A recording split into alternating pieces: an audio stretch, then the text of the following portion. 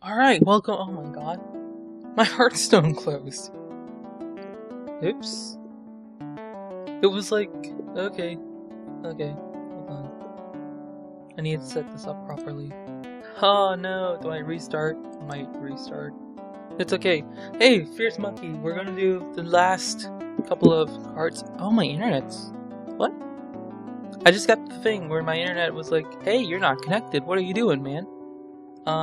Okay, I guess we'll try that Hearthstone thing again. 60 seconds, that's fine. Fierce Monkey. Warrior 3-mana card. I don't think it'll see you play because I feel like if Warrior wanted a 3-mana card, they would have just played Spider Tank or something, you know? They would have just played Itis Darkbane. I don't know how viable that card is in Warrior, but you know. It's a solid card. So I don't think Warrior really needs a 3-4. It's nice that it has Taunt because it lets you play pretty defensive. But I think Warrior has plenty of defensive tools already, and they don't really need this one. It is a decent defensive tool. It's just it doesn't stand out enough, you know? That's one of the problems with expansions. The more you have in a card or in the game, how do I phrase this? The more expansions you have, the more refined decks are, and the less valuable cards like these become, because unless you're a knife juggler and you're getting insane amounts of value, or you have a very, very specific role, I think it's hard for you to see play, honestly. Unless you're just getting a ton of value. This could be good in bolster decks, obviously, but and that's nice because before, what did you have that were good bolster combos, right? You had Deathlord and Anoitron, and I guess Target Dummy, I guess. You know, you didn't really have a lot of good cards. This is a pretty good card in for like a bolster deck, and that's about it. So, yeah, cool. Might experiment with it a little bit. Oh my god, I should not have drank that water. It's like making me swallow a bunch. Ethereal Conjurer. Pretty straightforward. Discover a spell. Hey, we're a mage. We want spells and burn and stuff. This is something I think they want to make, just like a mage deck that constantly draws new spells. Could be okay in an aggressive tempo magey type of deck. You don't need Antonitis if you're just gonna pull a fireball from this, right? And I mean, it's not entirely a random spell, right? You pick from 3 random spells, so you're gonna pick the best one, obviously, so it's gonna be a little bit better than just random spell. But it's still functionally a pretty random spell. We'll see how good it is. I think it'll see play in like fun decks. I don't think it'll see play in like a good tempo mage deck. Everything is awesome. Can we just acknowledge what is going on in this picture? I have no idea. I knew what was going on in this picture. It was like, party time. And that one Murloc has a knife, okay. But this Murloc's just like, I guess it's fine. Obviously very powerful if you have 7 minions on the board. It's one of those decks that can be weak to AoE. And cards like that have existed before, but not for 0 mana. So we'll see. It's good that Murlocs are sort of getting new tools. If only because it means people get to worry about them a little bit more. Because it's really fun to play Murlocs in huge combo-y aspects, but individually Murlocs tend to be super weak and easy to remove. So yeah, it'll be interesting how the Murlocs turn out. They are adding a lot of Murloc stuff, aren't they? That's weird. I didn't know that they especially wanted to push the Murloc archetype, you know? Anyways, Raven Idol, it's a druid card, discover a minion or a spell. Hey, very, very flexible, very, very powerful 1-mana draw card. The real problem with this card would be that, what do you call it? It's like, why would I put a random card in my deck that basically says, get a random card, when I could put a card in my deck that says, I don't know, 5 mana 4/2, or 1 mana 2/3, right? Like, the thing is, where are you going to find the room to fit this is a real question. And I think the answer is in Violet Teacher, really. The thing you have to keep in mind with this is because you get to choose, think about an unstable portal, 100% random cards, and how often does that card just win you the game? Granted, you get some kind of tempo play with it because the card you draw has like 3 reduced mana, and this is just going to be normal cost, but because Unstable Portal's insane, I think this card is going to see an amount of play. And what is going on with my internet? Yo, does someone like hear me talking too loudly and they're like, yo, stop that. We're gonna cut your internet. Oh, here we go. Okay. Looks like it's working. Hey, start up Hearthstone. Reliquary Seeker. So this is what I was saying before about Warlock Zoo becoming a lot stronger, right? If you have 6 other minions, game +4/+4. If you've played Warlock Zoo, you know how easy it is to get 6 minions. It's not easy actually, but it's plausible. And I think this card will actually see play because 1 mana 5/5 has a lot of potential. Especially when you combine it with, just because of the way Zoolock is, with how many tools they have to summon minions, right? I mean, you have like a lot of good early game minions like Flame Imp and Voidwalker, the Spiders, Nerubian, Implosion, right? You have Power Overwhelming, so buff cards end up being really, really powerful in this style of deck, right? Overall, I think it'll be a really strong card. It will be interesting to see how aggressive the aggressive decks get, because let's be realistic here. Look at the control decks. They've not gotten exceptionally good tools to be defensive. They've gotten good defensive tools, sure, but they're not especially good, are they? So, and this is like a really powerful card if you get it off. We'll see how viable it is. Question is, like, how consistently can you get 6 minions on the board? And I think not very consistently. Not unless you're playing 2 or 3 cards in a turn as well. Which is possible because it's 1 mana, but whatever. Obsidian Destroyer! Fairly straightforward late game value card. I'm glad they're putting more of these in the game. To sort of give the new players a chance to mess with Sylvanas and stuff. This one's actually really cool because if you are playing versus Priest or something, it's really hard to remove the 1/1s and you generate value over time. And on the turn you play it, it still like has an amount of value on it because it has sort of like a pseudo taunt in that you really want to destroy this card before it starts getting too much value. So I think it's really powerful. I would expect this to see play in just like any deck, really. Any warrior deck should be playing this. That's not like aggro warrior, you know.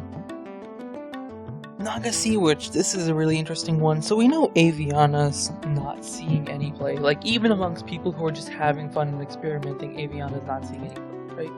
You're wondering, wait a minute, who is Aviana? Aviana is this card. Where is it? Here it is. It's a 9 mana 5/5, all of your minions cost 1. Which is insane, because at 10 mana you play Aviana, your entire hand becomes 1. If you Thorasan Aviana, then suddenly you can play like, I don't know, Sludge Belcher, Kel'Thuzad, right? You can play, even with just 10 mana, Aviana Ragnaros, why not? It's a really powerful swing card that makes a lot of Druid's big minions really easy to get out of the hand, right? And the problem with big minions is that they tend to sit in the hand a lot, so Aviana has a lot of potential. It just didn't end up seeing play because people were playing much faster than 10 mana. It's not that 10 mana combos are not viable.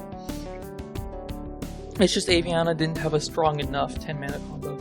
Naga Sea Witch is interesting because it essentially does the same thing Aviana does in that it's supposed to do 10 mana combo stuff, right?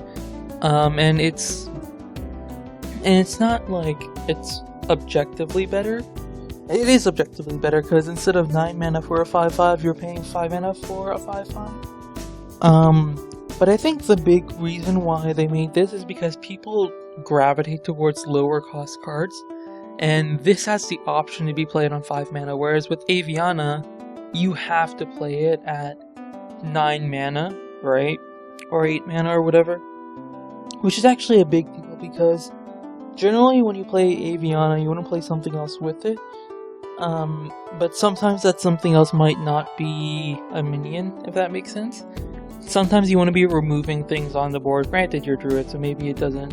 You'll find it real funny, I promise. I just noticed the description on Aviana is call her Tweety. She'll find it real funny, I promise. That's kind of funny. What was I saying? Basically, because Aviana costs so much, sometimes you just want to get it out of the hand and onto the field, right? Which is the problem with a lot of big cards like Ragnaros. If you play Freeze Mage with Ragnaros or Alexstrasza, sometimes the real problem with Freeze Mage, you just don't have the mana to play Alexstrasza, or you don't feel safe to play Alexstrasza, right? You don't feel safe to make the big swing and go for your opponent's face. And that's the problem with big cards. With Nagasi, which you can play it on turn 5 as a 5/5, and that's fine. Which is interesting. Especially because it's a neutral minion and it's not Druid only like Aviana is. So I think it has potential, is what I'm trying to say. All of that is to say I think this card has potential. Pit Snake, destroy any minion damaged by this minion. Cool effect, only has 1 health, so I don't think it'll see play. Not in Construct anyways, but I think in Arena, even it wouldn't be that good, thinking about it. That's a shame. It's a cool card, it's just not good enough. It's rogue only as well, dang. I like it in concept, but it's just not gonna do anything. Reno Jackson, it's like the last of the Explorers, I think. No, there's the Murloc one. If your deck contains no more than 1 of any card, fully heal your hero. This is a weird design, in my opinion. I think what they're trying to do is they're trying to push control decks more. Control decks that just want to run out of cards, right? So even if you have like 2 Brawl, 2 Fiery Warlocks, you just drop both of them in easy game, right? But I think what it's more likely going to do is going to make people make decks that are going to be like, okay, I want to make a control shaman deck, right? Well, because I want to run Reno Jackson, I'll do 1 Earth Shock, 1, 1, 1, 1, not one of that, 1, you know, 1, 1, 1, 1, like this type of thing. And I think that'll actually be like really, really fun, you know, because it's encouraging the player to limit themselves in a really cool way. And I think it'll be like a really fun card. And especially because fully healing your hero can actually be a really big deal, right? So, really good design. I really like how they've done this. Rumbling Elemental. Again, doesn't trade with Shredder, so I don't think it'll be that good. 2 attacks, just not good enough. After you play a Battlecry minion, deal 2 damage to a random enemy. Very cool. Battlecry Shaman is something I want to experiment with, but if I do, I don't even know if I'll put this in, because it's just 2 damage to a random enemy is cool, but it's probably during a combo of some sort. What are even the Battlecry minions? Let me look at this. What minions have Battlecry? There's definitely like the Argent dude, right? Like, you know what I mean. Oh, Fire Elemental, that's a big one. Tuskar Totemic's really good, so that's definitely, you'll put that in. Argent Squire is what I was thinking of. Swamp Ooze you could put in. Owl, Flame Juggler. Even the Bloodtail Raider. Okay, never mind. This could be a viable deck. There's like the crowd favorite, right? This could be okay. This could be okay. You just have to not play it on turn 4. And have it just lose Shredder so damn hard. It's kind of cool look for it. Is this like a World of Warcraft enemy? That'd be an awesome enemy to fight in World of Warcraft. Hey, we have the last explorer, Sir Finley Murgulting. Discover a new basic hero power. Kind of a fun card more than just like a viable card. Obviously the more Murloc decks get, the better, because their cards are so Murloc oriented, right? Like if we type in Murloc. If we type in Murloc, ignoring Murloc Knight, right? All of their cards are synergies. All of their good ones. So all of the Murlocs gain +1 attack. Whenever a Murloc summon, gain +1 attack. All Murlocs gain +2/+1. All Murlocs gain +2. So these are the really big cards, and so just having another Murloc is a really big deal, I think, for a Murloc deck. So yeah, it'll definitely see play. The question is, will it be any good? Because actually, you know what would be kind of fun? Murloc Warrior is something that people theorized because Warrior weapons deal such heavy face damage. The problem with Warrior is that their hero power doesn't really affect the board. But Sir Finley McGurgle that could be the deciding factor. It would make it so that if you have a hero power that is non-aggressive, you can make it maybe something more aggressive. That's a really cool wow. So this card, by design, sort of enables non-aggressive heroes to become aggressive. Which is insane! Oh my god, I love this card all of a sudden. This is the best card in the game. I don't care if I have to pay $20 for it, I'm gonna get this card. Yo, that's amazing. I love that. The problem is, I don't have gold. Like I said before, if I show you here, I only have 175. I think I have an arena going on. Yeah, it's scumbag mage, look at me. See how that goes later, I guess. Summoning Stone, whenever you cast a spell on a random minion, summon a random minion of the same cost. Really, really cool card. Because we've seen how powerful summoning a random minion is. It's one of those things that was tested during that one brawl, the Summoner's Brawl. And that was my favorite brawl by far. So definitely this is a card you have to be careful of, and it's going to see a lot of play. And I mean, hey, Confuse OP, am I right? It's decently easy to remove if you have board control, and it's kind of slow, but I like it in concept, so I think it'll see a lot of play. Maybe in that Violet Teacher Druid. Imagine like Nourish Violet Teacher Druid with Power of the Wild, Summoning Stone. That could be something. I see something coming out from that. Sacred Trial, Paladin Secret, generally low impact when your opponent has at least 3 minions in play that destroy it. Whoa, just kidding, not low impact. So this is the problem with Paladin Secrets, and that's that they are very low impact, right? Or they're very easy to play around, and I think this falls in the latter category of easy to play around.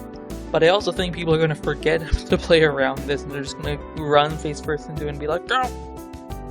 But it's too easy to play around, so I don't think it'll see a ton of play outside of like when people start playing in the doubt factor kills someone, right? Let's see here. This makes spider stuff, like spectral spiders, pretty bad though.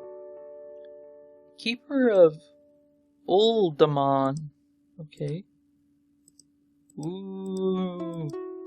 That's a weird zoom in, oh god. I was looking at her face. Or not her face, her axe. I was like, that's a weird axe, right?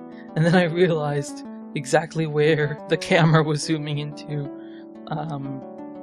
Instead of minions attack and health at 3. Hey, that can be just as powerful as Alder Peacekeeper. I would actually argue that this card's a lot better than Alder because it can be sort of used as a removal tool for big minions. You can actually target your own minions as well, which is potentially powerful. It's such a flexible card, is what I want to emphasize here. If you just need a solid 4-mana card, this is incredibly flexible. It can fit whatever you need. You can play it whenever you need to. It's cheap enough that it's not going to be too impeding on your turns unless you're like running Ragnaros, right? But generally you're not. You're going to be running like Sylvanas', Piloted Shredders, Sludge Belchers, Muster for Battle, Knife Jugglers, and that'll make this card super easy to fit into a deck. The question will be how consistently is the Battle Cry useful, and for that I think we'll see in the future. Oh, look at this! It's an objectively better Wisp. Oh no, power creep. Again, I don't think power creep really matters, I don't even know if you could consider it power creep, because power creep sort of like... So what, let's talk about this. Back in TGT, a card was released that goes by the name of Evil Heckler. Somewhere around here. Do I have it? No, there it is, there it is. So this card, it's a 5/4 with taunt, right? And the reason people were kind of annoyed by this is because there's another card called Booty Bay Bodyguard that's also a 5/4 with taunt, but it's for 5 mana. So people were calling, hey, this is power creep. They're taking old cards and they're making ones that are just straight up better objectively. I agree with the idea, if you know this debate very well, right? I agree with the idea that maybe they should have just buffed the card, but Blizzard has stated time and time again that they want to leave old cards as is. They want people to be able to see the game 10 years ago the same way they see the game now, in a sense, which I think is kind of a weird thing to bounce around, but sure, you know? The legacy to an extent is pretty cool to maintain the idea that players from 10 years ago would be playing a lot of the same cards players would be playing now, or at least with the same tools, right? Because that can be a bit confusing. But the thing is, Booty Bay was just way too weak for it to matter, and even Evil Heckler, it's just playable, kind of. It's still not really a strong card, just because it doesn't deal with Piloted Shredder, frankly. So now we're going to get the situation again, I think, with the Wisp. Wisp is objectively worse than Murloc Tinyfin, but I don't think it's power creep because Wisp never saw play. It's super weak. Murloc Tinyfin might see play. In fact, I would definitely say if you're making a Murloc deck, this will see play. So, yeah. It's not really power creep, because this was way too weak to matter, and Murloc Tinyfin was way too weak to matter, right? And it's not like you can make the Wisp a Murloc, right? So that's all fun. Mounted Raptor. Tiny Shredder. This is really interesting, because I think, objectively speaking, the 2-mana minions are better than the 1-mana minions. But regardless of that, I think Mounted Raptor will see an amount of play because 3/2 is not a bad stat line. You know, it kills something and it leaves something behind still. Druid as a class likes to make use of beast stuff, synergy. So like make this a 3/6 with that one beast card. Let me see if I can grab it real quick. Beast. It's like 4 mana, I think. Here, Wild Walker. Beast Druid is something that's like on the edge of viability, right? Like I think it's always been on the edge of viability, but just not viable. Here's another Druid Beast card. Both players have +2 spell damage. Cool concept. Pushes Spell Druid with Violet Teacher more. I don't think it'll see play because you don't really want to give your opponent +2 spell damage. Freeze Mage. Oh no, I have +2 spell damage. What will I ever do? The only thing that could make this really cool is like if they were trying to use it to nerf Effigy. Because I've noticed that whenever a mage plays Effigy, it seems to always land on like a Piloted Shredder or something bigger, right? So, I don't know, nerf Effigy, there you go. Otherwise, it's just not a factor. No one's gonna play Jungle Boomkin. But Mounted Raptor, I think, is a really cool sort of competitor to Shredder, right? We'll just have to see how good it turns out to be with this one, because I don't want to make judgments on it. Because when Piloted Shredder first came out, I was like, this is too easy to remove. I don't think I ever released an official review of the Goblins vs. Gnomes cards. But when it first came out, I thought Shredder would be kind of weak, and it turned out to be incredibly overpowered. Here's an interesting one. Museum Curator, discover a Death Rattle card. Why would you want Priest to discover Death Rattle cards? Well, Death Rattle minions go super well with Resurrect. But wait a minute. You resurrect a minion with Death Rattle, but Resurrect is completely random. For people who don't know who Resurrect is this card right here. Here it is. Summon a random friendly minion that dies this game. Monster Reborn, but not as good, right? And the reason that's important is because you don't get to pick with Death Rattle. So what if Museum Curator dies? Then you've kind of got a problem, don't you? Because you play Museum Curator, hey, I have my Harvest Golem now, right? You play the Harvest Golem, Museum Curator dies, your Harvest Golem dies, you resurrect, you get Museum Curator. Whoops, that's not a very good value card, right? So, not gonna see any play at all. Just doesn't do well with anything, even in like the deck where it would be most ideal, a Resurrect deck. It's just not good. Just not good. It's kind of cool though, because it is technically higher value than where is it? Novice Engineer. This is a 1/1 draw card. This is a 1/2 draw card. But still, 1/1 and 1/2, not really a big difference, you know? It's just gonna die regardless.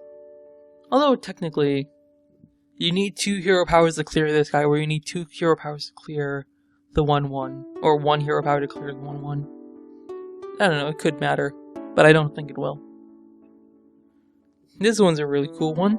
GorillaBot A3. Hey, it's a mech, but we don't want to give mech more aggressive tools because they already have so many aggressive tools, so we give them a slow card. Mech, 4 mana, 3/4, draw a card. Hey, we can push a slower style of mech. We've been doing it for a while now. If you look at all of the recent mech cards released, it's mostly Clockwork Knight, right? There's a lot of cool slow mechs that can come out, so 4 mana, 3/4, draw a card. It's pretty good. Yeah, that's about it. It's pretty good. It's objectively better than No Mission Inventor, which is the 4 mana, 2/4. Here it is, 4 mana, 2/4, draw a card. You just need a mech. So, cool card. I like it. Another giant card, and it looks awesome. Fossilized Devilsaur.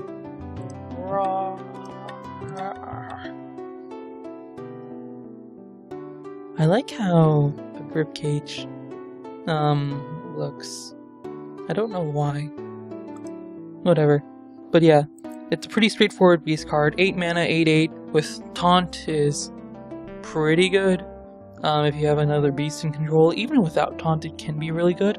But I think you'll really want taunt with this because, well, you probably want taunt. Let's be honest. If you're playing an 8/8. You wanted to do something more than just sit on the board and maybe like kill a 4 mana, like 4/6 or something, 3/6. This is an interesting one. Forgotten Torch. This is a mechanic that you're going to see, that you've seen a few times already, right? The shuffle a X card into your deck that deals 6 damage. That's like kind of overpowered. If you're wondering, the 6 damage card is 3 mana.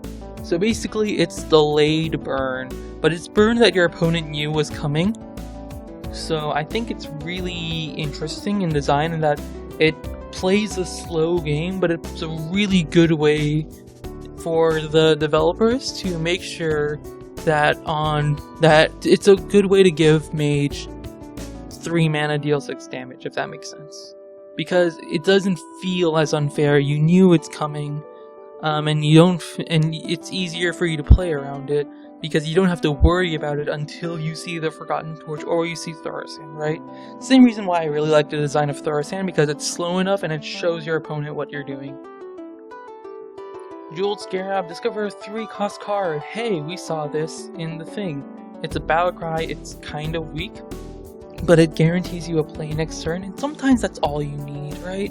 Sometimes you're playing something like Control Warrior, and you only have 4 3 mana cards in your entire deck, and you say, hey, you know what, I'm gonna play Jeweled Scarab, and I'm gonna just get a card that's not from my deck, and hopefully that'll be fine, you know?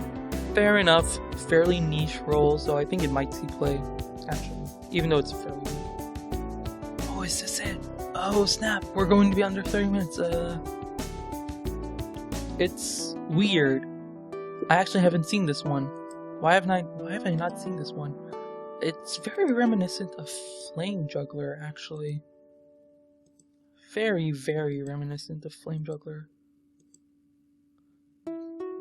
I think the big deal, I think they're recognizing that 3 damage is a much bigger... It's really important to have 3 damage and not 2 damage.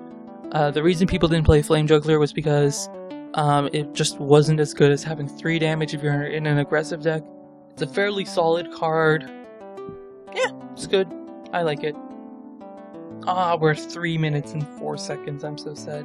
Whatever. Thank you all for watching. I hope you all enjoyed my card review. What's your favorite card?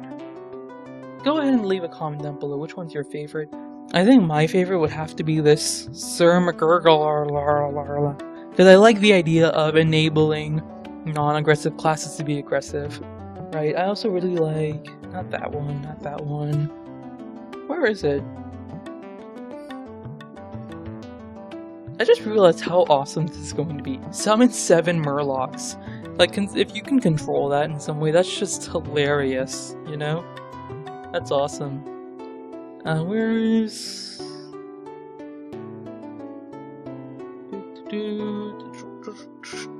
This one. Just because I see, like, infinite value popping out of my eyes. Not infinite value, but insane value. Yeah, thank you all for watching. My name is Nujum. Like, subscribe, I'll see you guys in my next video. Bye!